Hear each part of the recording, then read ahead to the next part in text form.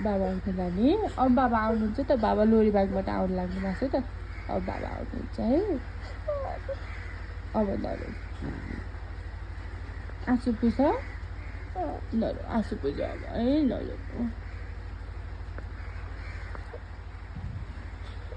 के भयो बाबा नरो